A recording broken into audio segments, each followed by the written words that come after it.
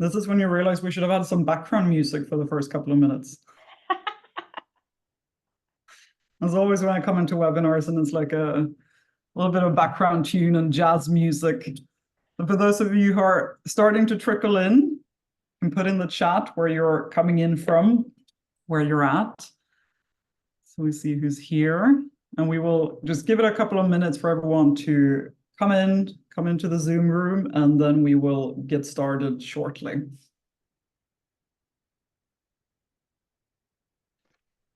One in Q&A already.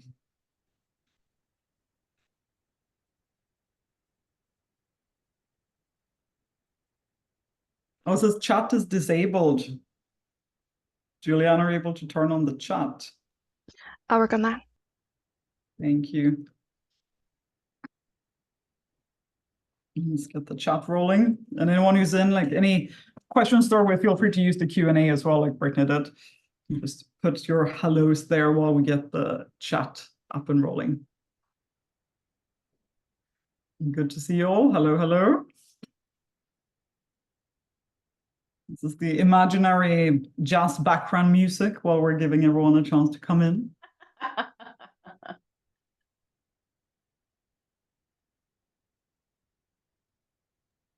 Chat should be able now. There you are. There we go. Perfect. Chat is on.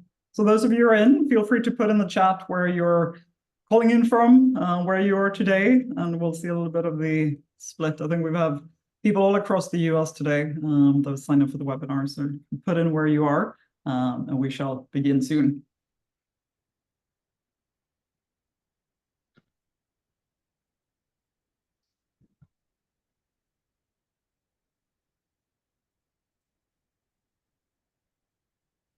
All right. So very, very warm welcome, everyone, to this very exciting webinar where we'll be hearing directly from Gavriella Schuster today, who's previous corporate vice president at Microsoft, on how she led Microsoft's large transition from consumer packaged goods to an enterprise license business, which I know that many of your businesses are going through today as well. So very, very relevant topic. And we will have a conversation for the first 40 minutes or so, after which we will move into Q&A.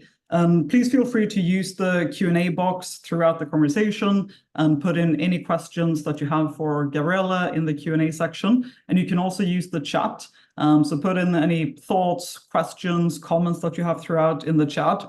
And we will get to all the questions at the end, or right away if it's a follow-up question around what we are talking about at that point, we'll just bring it up right away. So any follow-up questions or clarifications or things that you want to know as we go through, just put in the chat or the Q&A and we will bring it up to the conversation. And for those of you who may be new to the Executive Council for Leading Change, as this is an open webinar, the ECLC is a global council and peer network for senior change leaders who are leading transformative change in large organizations. So we are currently around 250 members across the United States and Asia. And we get together around topics such as addressing internal resistance, change fatigue, executive buy-in, and many more topics that are relevant when you're driving large transformative change. And the ECLC is backed by TigerHall, which I'm the CEO and founder of. And TigerHall is a change engagement platform which enables change leaders to drive change with their organizations, not against it, which leads to increased buy-in, support, and speed of execution around transformation initiatives as a result. And today we're joined by a very special guest, Gavriella Schuster. Very glad to have you here with us, Gavriella. So Gavriella is a high-tech veteran, and she's been in the industry for over the last 30 years. And most recently, she was a corporate vice president at Microsoft. For those of you who are not familiar with Microsoft's titles, a CVP is basically pretty much as senior as you can get at the company. Very senior title, and she led the businesses across many disciplines, including driving the digital and cloud transformation, strategy and execution spanning all different types of business models, product development, launch, marketing, sales and partner development, and overall being a builder and change agent in the business. And she's also a very fierce advocate for diversity, equity, and inclusion. And she's a founding sponsor of both the Women in Cloud and Women in Technology Network, and serves on the boards of several DEI nonprofits too.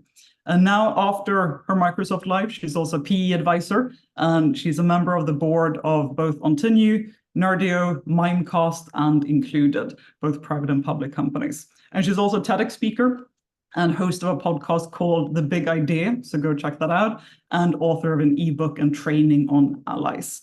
So Gavriella, very, very big welcome to the Executive Council for Leading Change. We're so glad to have you here. Well, thank you so much for asking me to do this. This is great. So glad to have this conversation. And when we chatted about this, we selected this particular change that you were driving because this was the very first big, large change scale that you were driving, and you had all eyes on you. This was a very significant change that the entire business was relying on its success, right? And you learned so much in this change. You made all the mistakes in one change, basically, and you applied all of those learnings to the changes that were following that, because you made 5 to 6 large transformations and changes after this one as well. And it took around 2 years to get through this very large transition from consumer packaged goods to enterprise licenses. So let's start with looking at the external environment and context that Microsoft was in at this time of this change. Can you describe to us a little bit and paint the picture of what the world looked like at that time and where this idea of this huge transformation and change came from? Yeah, so I'm going to take you back. So as you said, this change, I took Microsoft through about 20 years ago. So the reason we selected it is because it was the one that I learned the most from, because we made the most mistakes. And I really was able to come up with my kind of methodology going forward out of this process. So at the time, this was back in 2000, and Microsoft's portfolio was expanding rapidly, and it was in the midst of the dot-com bubble. And there was a huge revolution in how people consumed media, entertainment, and they were transitioning from physical to digital formats at an unprecedented rate. I'm sure many of you can kind of recall what was going on in the economic climate at that time. Our business, Microsoft's business, had become very complex, and there were new operational opportunities that hadn't been there before. And, we had systems that came online that enabled us to start tracking customers and subscriptions. CRMs were taking a big leap forward, contracting systems online. And what we realized was there was an opportunity to really rethink our business. At that moment, we had been very much a consumer-focused business. Our Windows business was all OEM, meaning that you bought the Windows operating system when you bought a new PC. And Office was, really taking off and putting down roots, but you bought a box. You bought a suite of products in a box. And so for our larger enterprise customers, the way we sold, what this meant was that they had closets full of CDs, and they were tracking licenses through these closets full of CDs and buying just as they needed what they needed for their business. And our COO, who was Steve Ballmer at the time, decided that there had to be a better way. We could be much simpler and work with enterprise clients much more like an IBM. And so we needed to go into the enterprise and do things as an enterprise. And so that was really what was going on in the beginning of this whole change. That is crazy. It was a very big change in what you mentioned, like how consumers were using it and so on. And was there any other company doing something like this at that time, or was Microsoft kind of the first ones? Well, so IBM was really the big dog in tech back then. And their business was very, very different. They were always much more of an enterprise company, right? They were, your mainframe computers, and they sold huge, equipment mainframes. But the way that they sold it was they sold into the enterprise, and they would give the enterprise a license to utilize that mainframe across their business. And by necessity, it always came with a whole support contract.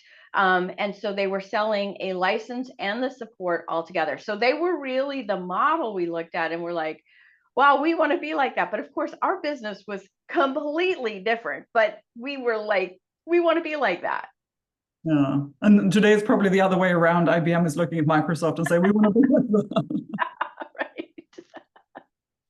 That's interesting. And you are a believer in the importance of that outside in perspective. Like, was there any outside in perspectives that influenced that decision to make such a large change across the company beyond like just seeing IBM doing it?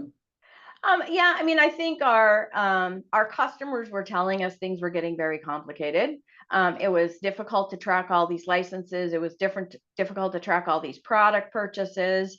They had too many users. I mean, we're talking about companies that had between 5,000 and 100,000 employees, and it was very difficult for them to track what they had, when they had it, and who was eligible for an upgrade, who needed to buy a full license. Was it at the time we had things like competitive upgrades and crossover upgrades. We had it was very complicated, and so our customers were telling us, we're overwhelmed, it's complicated, we don't know how to do asset management with you. And so that was really some of the outside in feedback that they were giving us, that was also an impetus for the change. Got it. And for the millennials in the room, they had physical product. It was like CD-ROMs that they were using for the products, right? Yes. I mean, that's the thing. I mean, this was literally, you had a box and it had CDs in it, and like we were selling you a box with CDs. So like this transition, when we talk about enterprise licensing, it was like we were moving from physical goods to a paper license, where we would give you like one master CD, and we were giving you then the right to deploy that throughout your organization for as many licenses as you were purchasing. And then we were also pulling together our whole suite as what today as an enterprise agreement. So that was a site license essentially to utilize Microsoft's technology. All three of our suites, Office, Windows, and client access licenses to servers across all of your users. And you paid Microsoft once annually. So that was like the whole basis of what we were creating, but it was like as far of a change from the way we were doing business at the time as possible. Well, that sounds a lot easier than having 5,000 boxes in an office. But it's interesting that it came from your customers then, because your customers threw up all over this change, right? And they were saying like, I'm not going to do this, but they were the ones who had inspired you to do it. So how did you tackle that? Yes. So that was the thing that was such a surprise to us. Like, the inputs were from the customers, but what we ended up coming back to them with was something where they were like, whoa, wait,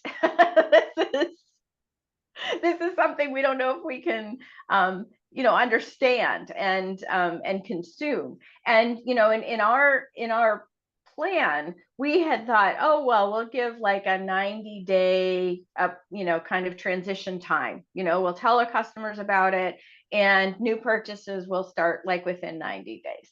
And the backlash we got from our customers was, wait, one, we have to understand how you came up with this pricing, how, like, when we get new users or we lay people off, how does that work? Like, there was just so much. I guess it was that in concept, they weren't opposed to what we were trying to do, but in the operational execution, because it was so different than what we had done, there was just a whole slew of details that they needed to understand and consume and adjust their own operations to, and their own procurement to, before they could accept the change from us. That the pushback was like, we don't get this, we don't like it, right? Just because people don't like change anyway. Yeah. And how did you make them? Because that's a big behavior change. It's operational change. You need a lot of buy-in from these customers, multiple stakeholders. How did you do all of that in 18 months with so many customers that Microsoft has? Yeah, well, so just for context, so what we did is, so we went through the initial push on, when we said it was a 90-day transition. We got, all, not only feedback from our customers, but from the analysts and from the press, and like a whole lot of negativity coming back. And so we were like, okay, we need to understand this. So we started talking to individual customers, some of our largest customers. So that was our first lesson learned. Prior to this, we were taking kind of collective feedback, but we didn't have a customer council, right? Mm-hmm. So as we were building what the change was, we didn't have a group of customers that we were checking in with, that we were understanding how they would consume it, what the perspective would be, all of what they would need to know, right? And so that was one lesson learned, was like, if you're going to do anything that's going to impact a group of, whether, really for me, it was like an internal group, a group of customers, a group of partners, any stakeholders, you've got to have that. You have to have some representation where you are checking in at critical milestones of your decision making before you make those decisions, so that you understand the impact of them, right? So that was a really critical moment. But what the feedback we got was, well, we need a whole budget cycle, because you're essentially, what we have to do is not do all of the upgrades for individuals throughout the year. We have to do this license, and this license is going to take the cost of what all those individual purchases was. So you have to give us a full year to budget for this, because this is a big budget item that we've never had. And so we thought, okay, 12 months, we can do that. That'll give everybody the time to put in their budget. What we then realized, as we, got closer to, say, I think we were at about 9 months, was that we had to extend it again, because we had captured a lot of our customers in that 12-month transition, but really they needed 18 months to capture everybody's budget cycle. And so that was why I was like, oh, like literally for a customer, in order to get their full planning and budget cycle, we have to do 18 months.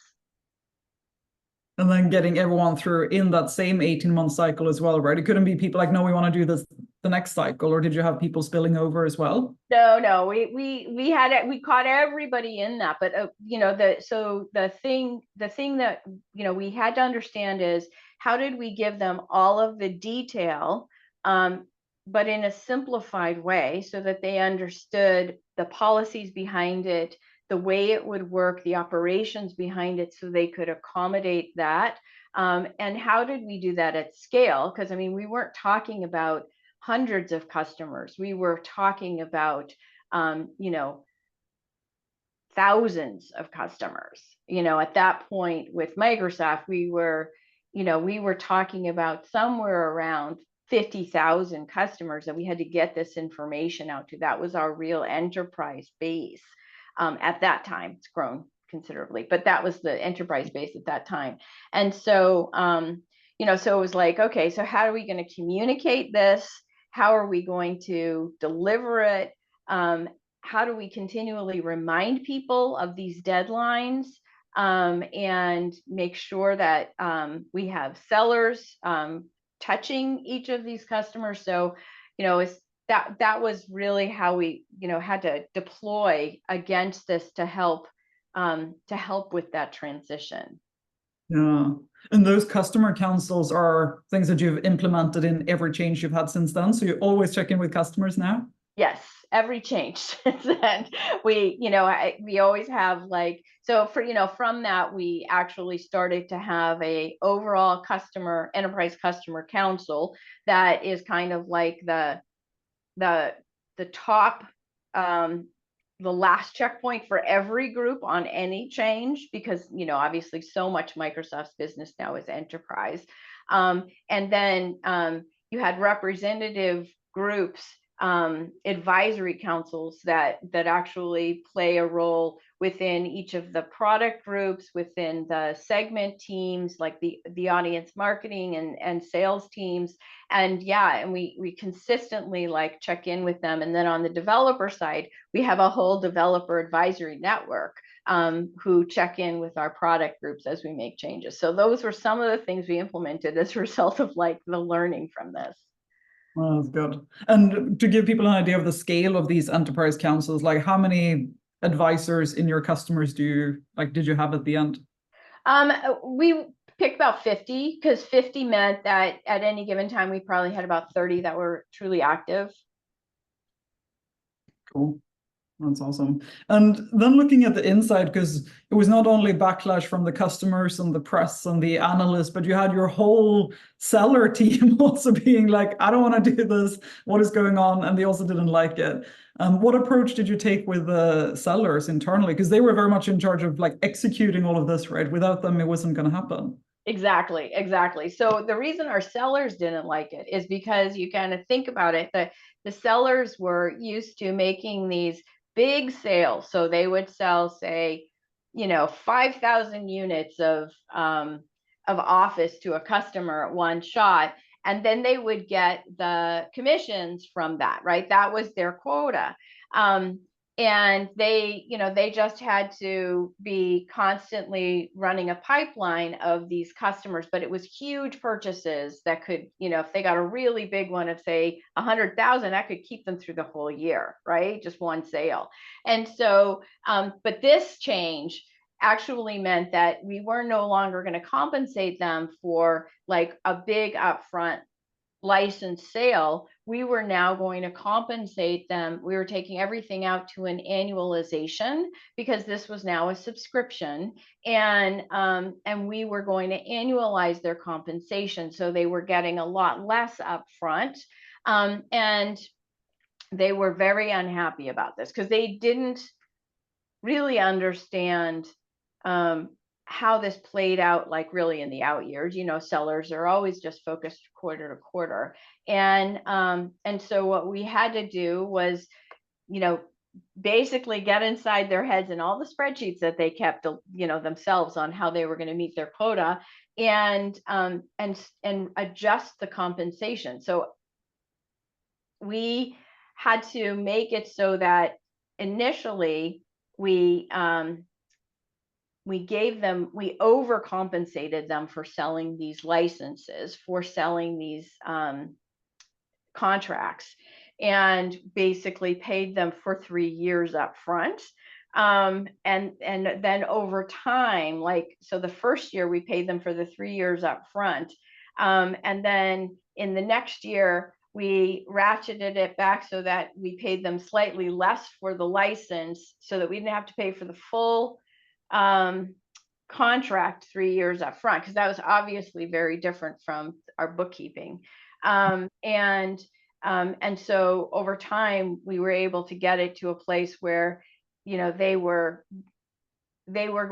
making more from a license plus what we called software assurance on that contract, on an annual basis, than they were if they sold a license, a product up front. But it was multiple adjustments in their compensation and in their quota. And in that first year when we introduced it, we hadn't really understood how it would influence their behavior and what the impact was. And so we basically had to overlay that and overspend on the sales force for that first year of implementation.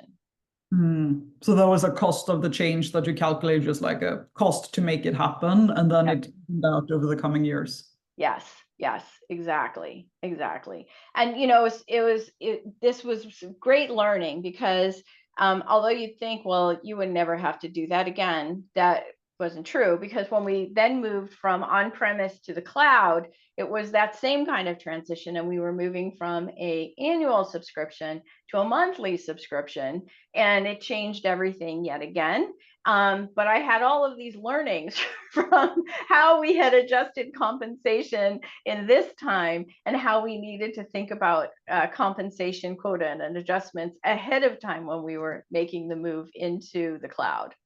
Yeah, and I think it's so smart also, like what you mentioned with, you knew that every seller has their own spreadsheet of how they're going to hit their quota. And it's so true. Like every single salesperson has their own, like usually Excel, funnily enough, on the side, right? Yep. How can I hit my quota? And they make all their own calculations, but that's not part of companies' usually official way of looking at it. So it's so smart that you went into that detail, I think. Yeah. And so, that was when I learned, like, you not only need your customer councils, you need those internal, seller councils, and you need to walk them through some of these things and say, like, what am I not thinking about? How do you think about this? What is motivating to you? How are you calculating this? Right. And really find your influencers within the sales teams who others look to. They're always going to be they're not titled, right? They're unofficial. They're just like maybe your best sellers. And if you can get them on board with the change and what that might mean or what that might look like early, as you're even developing the change and the modeling, then they become great proponents, and they really influence the other sellers in the community. Yeah. And tell us a bit about how you identified those, because I know that's a big topic in the council also, as champion networks, but like how to find them in like 60, 70, 80,000 employees, right? Was it just like who has sold the most, or how did you find them? Yeah, I mean, so initially it was, who were some of our best. So we, looked across different districts and areas, regions, and said, who are the ones we celebrate the most, we get the most win wires from, things like that, and picked them out and had those conversations. And then over time, I was able to get more sophisticated in sussing some of that out based on, watching. Like, I joined a lot of those aliases. Like, I learned you have to be part of those communities. Like, when you want to understand who you're going to influence and how to influence and change their behavior, you've got to shadow them. You have to be part of that community. So that, again, from this experience, what I learned is I have to join those aliases, and I have to see who has the loudest voice, who speaks up, who questions things the most. And very often your best influencers are going to be those that you think are the biggest pain in the butt. Hmm. And they are the ones that have the most influence by their org. Because they're not afraid to speak up and say things that are contrary. And so if you can win them over, then other people go, well, if Joe thinks this is a good idea, it must be a good idea. And they allowed you to just infiltrate and be part of that community, or how did you get in? Yeah. I mean, Microsoft's kind of alias structure, particularly back at that time, wasn't heavily governed. And I would just basically, it wasn't like I was an outsider. I mean, I would say, like, I'm doing some work with this group, and I would really like to see the communications that are going out to them, so that I can model my communications. Okay. And did you have anyone in those that you were then like turning around? Did you identify the negatives to start with and then like turning them around? Yes. And so, basically my strategy for turning them around was to really focus a lot of support on them, right? What is it that's going to help you be successful in this? What kind of resources do you need? What kind of back end support do you need? What kind of customer facing support do you need? And in a lot of cases, you would say, I guess I became their specialist, right? As they were going to negotiate with a customer, they would invite me into those customer meetings, and And it was great because then I learned, like, what are the questions the customers are asking that we didn't equip the sellers to answer. And I could, then learn from that and scale that out. But in the meantime, really helping them to close the sale, to convert the customer, to get the customer over a lot of those other objections we talked about, and literally to make adjustments on the programs itself, the license itself, and the operations we had, to accommodate what we were hearing and learning from the customer. From this process, eventually what we ended up doing was creating a whole empowerment structure where we had a standard contract, but then from these learnings from these meetings, I learned some customers needed. Some customers needed to have the billing exposed in a different way by business unit. Some customers needed to have they had huge temporary workforces, so they needed to be able to accommodate for that, right? And so I learned all these things that then became exceptions, and so we would codify the exceptions you could make.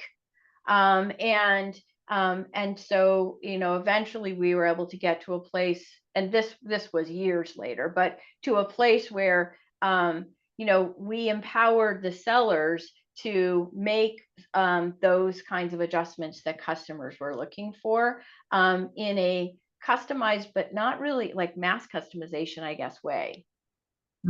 So you would then like build out documentation around what they could do and couldn't do, and Yep. something for them. That's awesome. And did you call these people the champions? Like, did they know that I'm a selected champion, or what did you call them? Yes. And so what I did is I actually, gave them a title, gave them a badge, worked with their leaders, their managers, to do a carve out. So initially I carved out, say, 10%. I said, can I have 10% of their time that we will compensate them differently, where they help the other sellers close, right? So I've taught them now how to do the close. Can I have them then become the ones that join the other sellers? And so the way we started to compensate them for this 10% of their time was through the other deals. They got some credit for the other deals they helped close. Okay. That's awesome. So they could then go and like basically being compensated for helping others, and that would then drive others to adopt the same behaviors as they had. Exactly. And it helped me to scale what I was doing to help make them successful.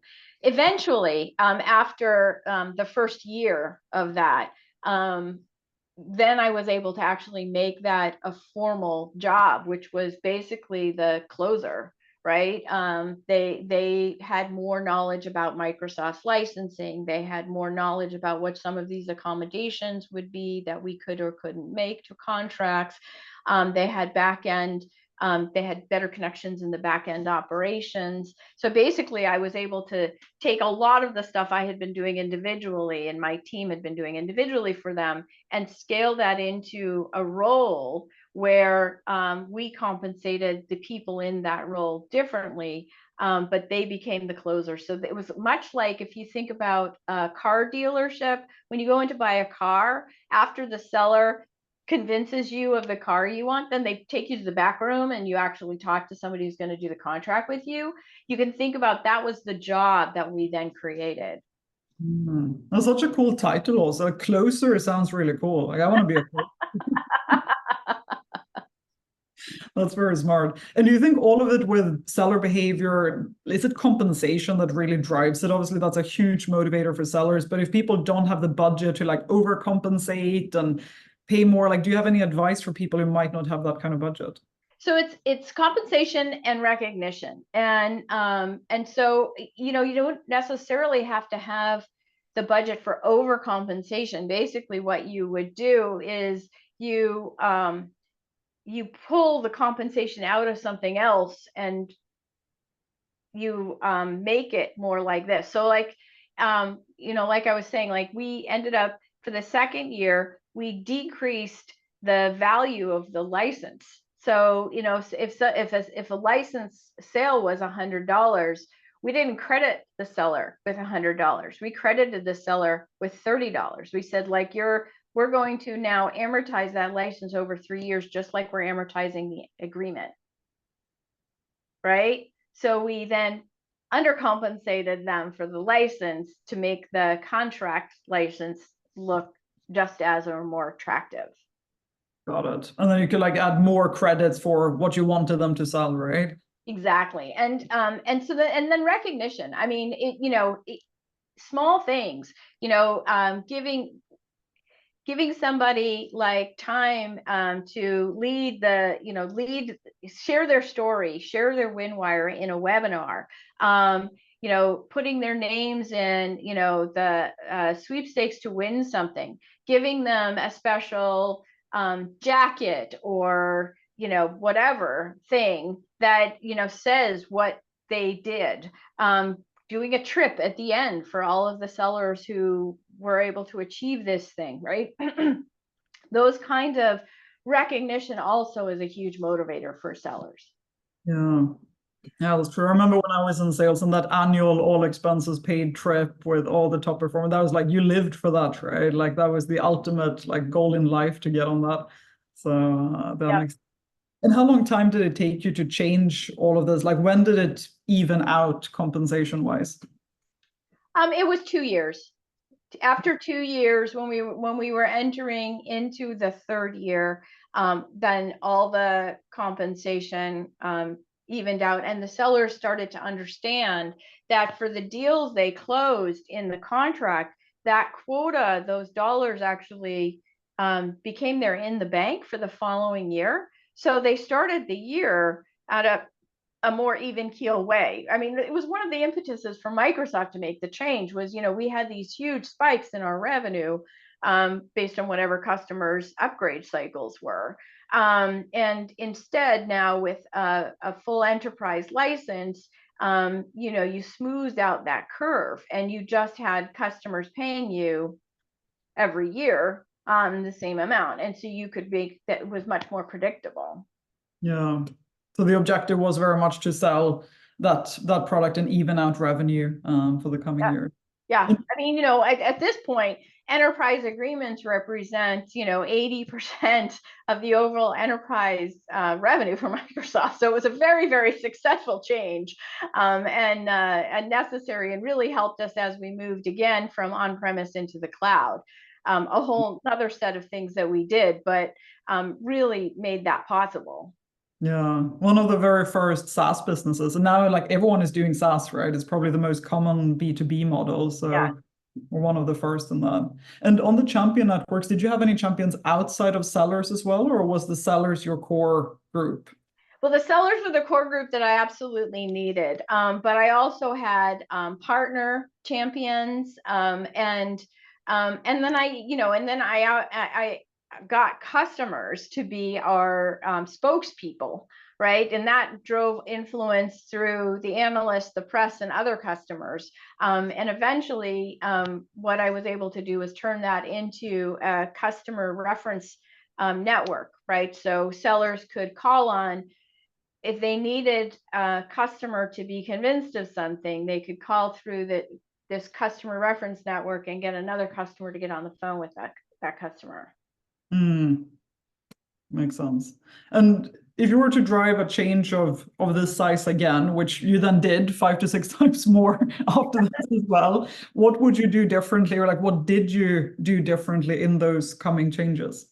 Well, there's a couple different things. So one is, I mentioned some of these things. Spend more time with customers ahead of the change to understand their perspective. And I would say spend more time with stakeholders to understand their perspective, and have ongoing councils so that you can check in at various milestones and decision points before you make those decisions. Pilot to scale. We went big bang, everybody all at once. Ever since then, I was like, that is not a good way. Put your business way too much in jeopardy. You have to start somewhere small. And you have to test it and make sure that you work all the kinks out before you then bring it to the whole company. And so pilot to scale, we often picked more remote locations like Australia, right? Where customers tend to be very, very insulated, not multinational. And you can see what works and doesn't work, and then you can start to bring it to other areas, right? Don't start with the US. One of our key learnings on that. You build your influencers prior to that change. You have to recognize who are the influencers within that unit, within that group, and have, really spend a lot of time on your risk mitigation. The other things that I've learned since, from this is that you have to have real simplicity and clarity of your vision. Like what success looks like has to be crystal clear in everybody's mind. And you have to point to like what wild success would look like, right? So if I had done this right at the time, I would have said, 10 years from now, 80% of our customers are going to be on these enterprise agreements. Our business will look like this. This is how customers will think about it. It will have these kinds of benefits to them. This is how our sellers will sell. It'll have these kinds of benefits to the way that you make money. This is what it'll do for Microsoft and the company, right? You have to have like that kind of simple vision that brings it to life. And so what I learned is from subsequent changes to really paint that vision so everybody knows, what are you striving for, not in the first year, right, but what are you striving for overall from this transformation and change. And then socialize, like you had to socialize every step of the way because you want people to be bought into it from the very early stages. You don't want to surprise them, right? And that was definitely what I learned from this, is like we surprised everybody. Like it was a very small group of people because it was so dramatic. We didn't want it to get out, but that was the wrong way to do it, right? We really need to bring people into the tent. You don't want to surprise people with big change. You want to give them time to give you input and to have to think about it. So understand, who are you going to bring into the tent with you? Build a roadmap. How are you going to get there? What are those milestones going to be? Celebrate every one of those milestones, because if it's something's going to take 2 to 3 years to get done completely, you got to keep people going. And the celebration of those milestones is critically important. And those are ways that you generate energy, and generate energy for the change and generate energy along the way. And then over communicate and over credit people. As soon as you think you've talked about this enough, you've told people enough times, you have hardly even started, right? You've got to tell people like 7, 10, 12 times the same thing before they go, oh, I think I understand what you're talking about.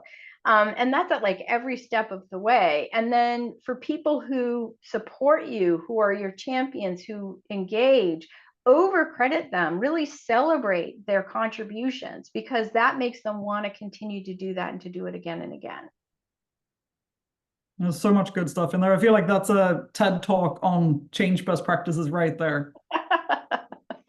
That is awesome. And you included people very early, right? Like you got the organization and employees involved very early. Yeah. Yes. I love, like, Australia is like, if something goes wrong in Australia, nobody cares. Well, you can manage to it, right? Australia is fine. We can burn Australia, no problem. Don't burn the US. I love it. Awesome. That is so good. And friends, we're coming to the Q&A section. So any questions that you have for Gavriella, put them in the Q&A section, or just put them right in the chat as well. Just make sure the chat is to everyone. So it's not to just host and panelists, and feel free to input any questions you have around change, around seller compensation, anything that Gavriella has done in her 30-year career on this topic. And I'm going to start with a question to you, Gavriella, because one of the topics that come up in the council is usually buy-in. Like, how do you get buy-in from executives? And politics and ego and fear in senior leaders is a tough one. Did you face any of that? I'm sure you did in your changes. And how did you handle that? Yeah, I mean, so it's that socialization part that is so important, right? Don't wait until you have this like fully baked plan before you go out and talk to your executives and other leaders who might be impacted by a change.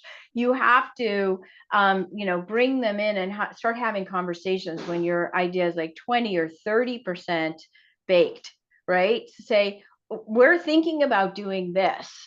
How do you think that might impact you? What are your thoughts about it, right? And you have to really find what are some of the points of resistance for them in their business, and then what are the points that would make them successful? What would be in it for them for it to be successful? And you have to start to incorporate that into the plan. And if you wait too long before you go have those conversations, then you're going to get a lot of resistance, because then people will feel like, well, who are you to tell me to make this change? And how come you didn't bring me in earlier? You have to make them feel like they're part of that process.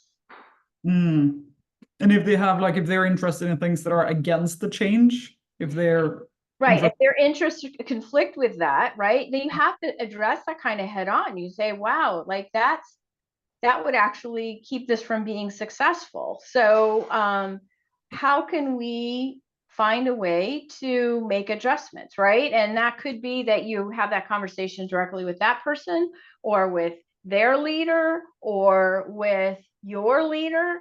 Or if you're the leader, you have to be thinking then, what does this really mean to our business? And are they raising something that's truly legitimate? Like this could be a blocker.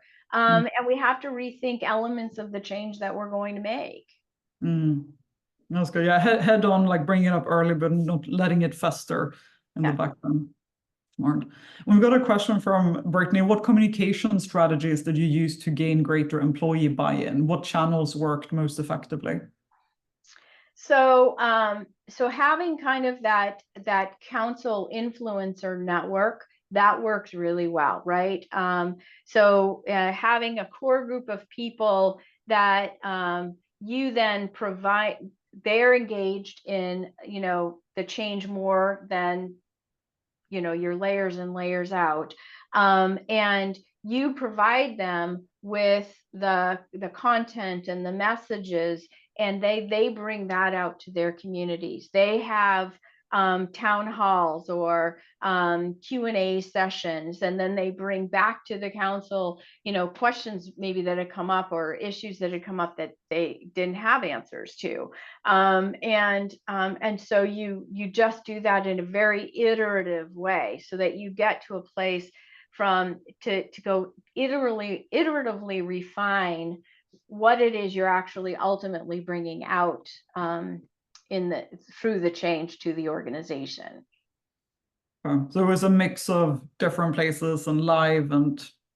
Yeah, I mean, you've got to do it all. Like, you have to know, like, again, like 7 ways is my thing. You've got to communicate the same message 7 ways. You have to do it like in person, in writing, in an email, on the walls. I mean, like, you have to get really creative to say, like, how am I going to have this person see this like 7 ways, 7 times? Because that's when it'll start to like permeate and get beyond the noise. Yeah, I love that. 7 times 7. That's a good one to remember. I'm very curious now to see the walls in the Microsoft office if I was writing the change on the walls. Well, I actually, for not this particular change, but for a couple others that followed, I actually went to a place where I started like just putting things in the stalls in the bathroom. Like reminders in the stalls in the bathroom. Like, everyone goes here. One place no one can avoid. That's awesome. Another question from Regina is, how do you make sure the change messaging is constantly reinforced and employees are engaged around it? So the message has to be simple and clear and tangible. And again, like, you've got to kind of put yourself on some of those channels So if you're asking for it to be communicated out through channels, then you got to figure out how you put yourself on those channels or get copied on those channels of communication so you can see if the messaging is staying consistent. And you yourself have to make sure that you are staying consistent in your message. I mean, there's a lot that I had many arguments with leaders over the years where after 6 months of the same message, and this is particularly true around product message, where, you know, after 6 months, they'd be like, I'm sick of this message. We should change our taglines. We should change our product message. We should change the pillars. And I was like, no, you're sick of it. People are finally just hearing it. Like, you can't change it. Like we picked this, we're going to keep going. Yeah, repetition never spoils the prayer. Exactly. Yeah. Another common question is measurement. Did you have a way of measuring change progress, or? Oh, absolutely. Always. Right. So for this particular change, it was, you know, what % of our revenue was going through these new contracts? What was the size of these contracts? What was our time to close? So for this particular change, that was what it was. But it always, you've got to have like, what are going to be your trailing measurements, and then what are going to be your early measurements, right? So how do you know on the way to, say, a product close, how do you understand like your pipeline measurements? And then post, what are you going to be measuring, and what does success look like? Awesome. Perfect. And I'm going to end with my classic ending, which is always top 3 things. So for anyone who's driving change today, what are 3 things you would like to leave them with that they can take back and apply today? So I think my top 3 things are socialize. Socialize, socialize, socialize. You know, you've got to get people on board early and often, and before you're so in love with the change, then the ideas and the process that you've put in place, that you don't want to make changes when you hear their feedback, right? Because you've got to be listening. So socialize. The second one is celebrate.